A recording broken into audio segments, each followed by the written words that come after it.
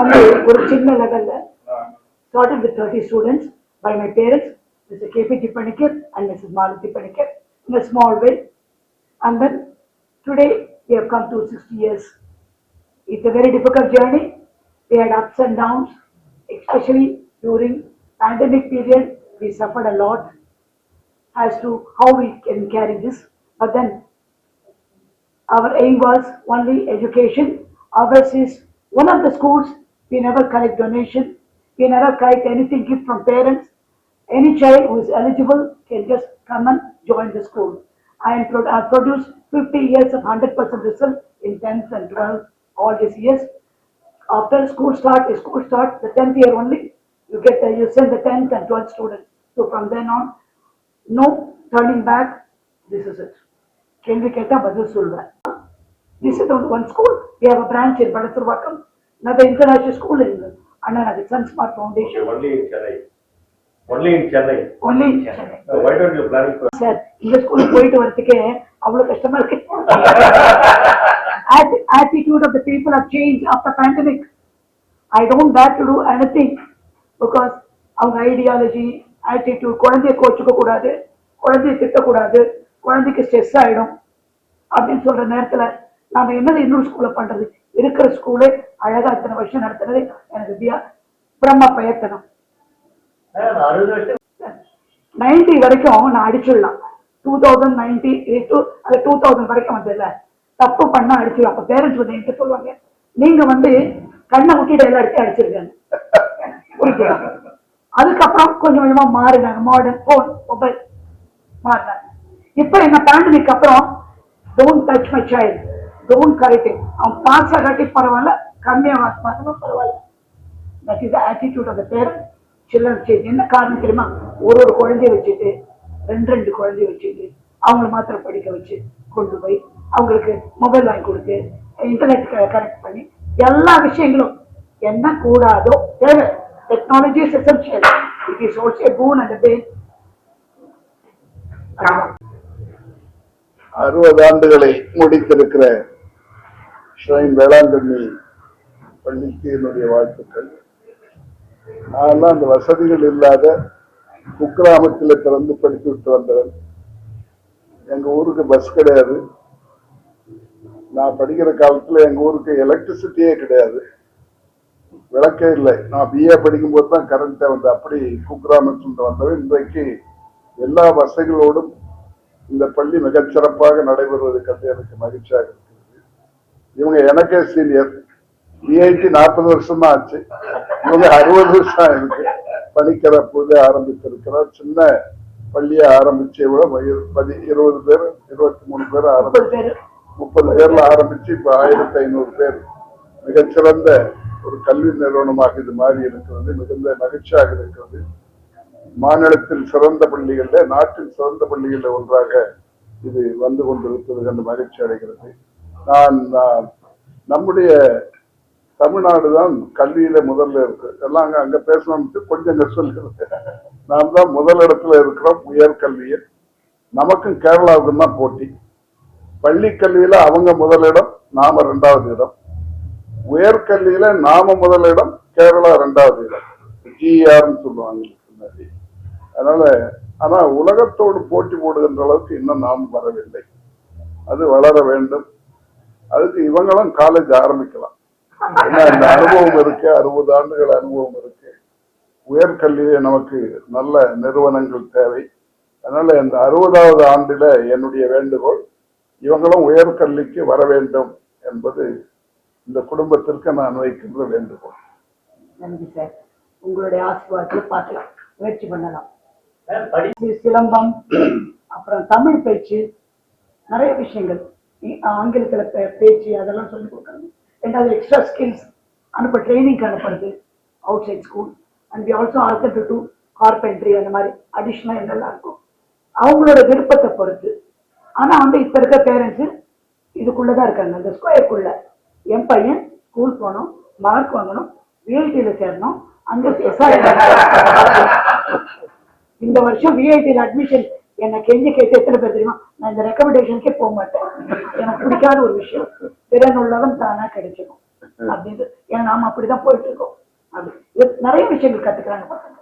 ஸ்போர்ட்ஸ்ல, அப்புறம் வந்து ஆர்ட்ஸ்ல, மியூசிக்ல, ஆர்கானிக் ஃபார்மிங், நிறைய விஷயங்கள் சொல்லி தரோம். இன்றைக்கு இருக்க பெற்றோர்கள் பசங்களை பொத்தி வளர்க்காதீங்க, உலகத்தை பார்க்க சொல்லுங்க. விழுந்து எழுந்துக்கணும் குழந்தை. விழுந்து எழுந்தாதான் அடிப்பட்டா வலிக்கும் தெரியும். நீ அப்படியே புடிச்சு கொண்டு போன எந்த குழந்தை வளர்ச்சி அடையும்? உன்னுடைய கூட்டுக்குள்ளேயே, உன்னுடைய சதுரத்துக்குள்ளே அது வாழ்ந்துடும். வெளியில போய் ஃபைட் பண்ணி இருக்க முடியல இந்த பசங்களெல்லாம். அந்த திறனை காமிக்க முடியல. அந்த நேரத்துல அந்த சிச்சுவேஷன்ல திரும்பி பேச தெரியல. சண்டை போட்டு தான் வாழ்க்கை ஓட்டணும். அமைதியா இருந்து அப்படியே ஐயோ என்ன அடிக்க போறேன்னா, நான் தள்ளி போடுறேன்னா, அடிச்சா நான் சொல்றேன் திரும்பி அடிடாது. அதுதான் என்னுடைய பாலிசி. நீ வந்து நல்லவனா இரு, ஆனா ரொம்ப ரொம்ப நல்லவனா இருக்காது. அதுதான் அரசாங்கம் தலையிடாம இருக்கணும். ஓடுங்க, என்ன மேக்சிமம் பண்ண முடியும்? எதுக்குள்ள இழுத்து முடினா நல்லது, ஒன்றும் பிரச்சனை இல்லை. அரசாங்கன்றது தலையிடுறதுக்காக அந்த அரசாங்கம் தலையிட்டு சிலபஸ் எல்லாம் டைலூட் பண்ணா, இந்த ஸ்டேட் போர்ட் வச்சிருக்கேன் மெட்ரிகுலேஷன் ஸ்கூல், சிலபஸ்ல ஒண்ணுமே கிடையாது.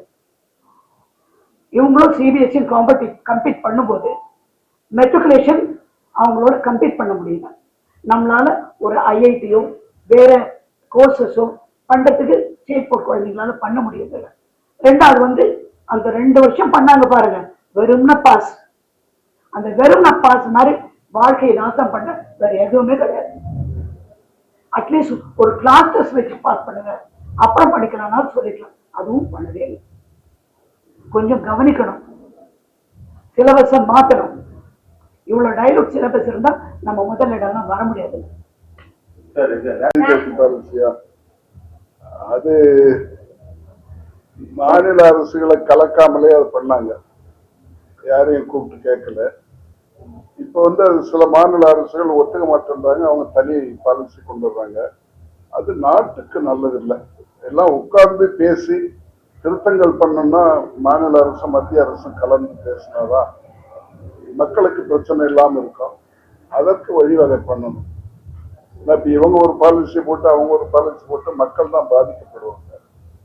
ஆக பொதுவாகவே நாட்டினுடைய வளர்ச்சி என்பது எல்லாரும் கலந்து பண்ணாதான் வர முடியும். அதுவும் குறிப்பாக மைய அரசும் மாநில அரசும் கலந்து செய்யணும். குறிப்பா கல்வியில வந்து ஒரு கண்டினியூட்டி வேணும். அதனால உங்களுக்கு ஆளுங்கட்சி மட்டும் முடிவெடுக்காம எதிர்கட்சியும் கலந்துதான் முடிவெடுக்கும். அது மாதிரி பல நாடுகள் இருக்காங்க. வேற எது வேணாலும் பண்ணுவாங்க, கல்வியை மட்டும் எதிர்கட்சியும் கலந்துதான் முடிவெடுத்து பண்ணுவாங்க. அது காரணம் ஒரு தொடர்ச்சி இருக்கணும்ன்றதுக்காக. அது நம்ம நாட்டுக்கு வந்தா நல்லது.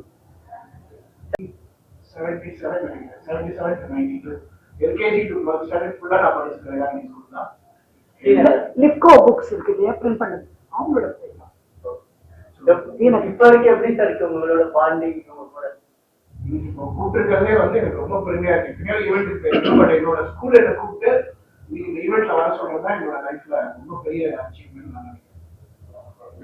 ஸ்கூல் மேட் மீ இந்த ஒரு கேள்வி கேட்டீங்கன்னா, ஸ்கூல் கல்வியை தவிர வேற என்ன சொல்லி கொடுக்குறாங்கன்னு. எனக்கு பேச சொல்லி கொடுத்தது, ஸ்டேஜ்ல ஏற சொல்லி கொடுத்தது எல்லாமே ஸ்கூல் தான், சைல்ட் வேளாங்கண்ணி ஸ்கூல் தான். படிக்கலன்னா அனுப்பி கூப்பிட்டு திட்டுவாங்க, பட் அது முடிஞ்சு போயிடும். பர்ஃபார்ம் பண்ணா அது பாராட்டுவாங்க.